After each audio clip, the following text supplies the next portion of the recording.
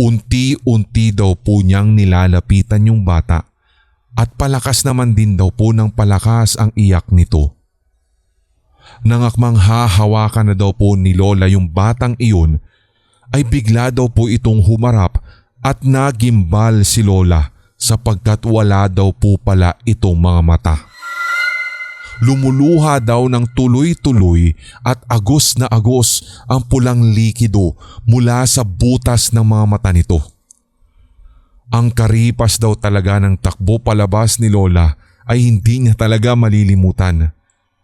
Parang gusto na nga lang daw po niya na ura-urada, as in now na, ay umalis na sa bahay na iyon.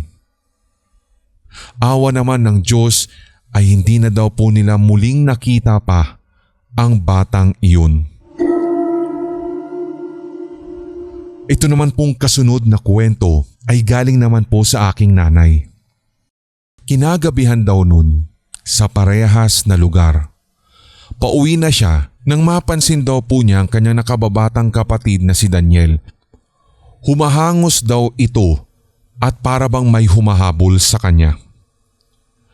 Dahil doon, tinawag daw ito ni nanay at tinanong kung bakit siya tumatakbo.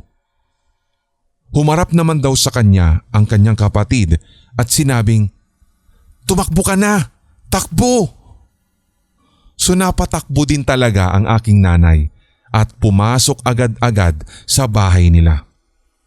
Bigla daw pong sinara nila ang pinto at sinarado lahat ng kurtina at nagtanong muli si nanay kung bakit ang weirdo ng ikinikilos ng kapatid. Ang sabi po ng tito ko, pauwi na daw po siya nang bigla ay may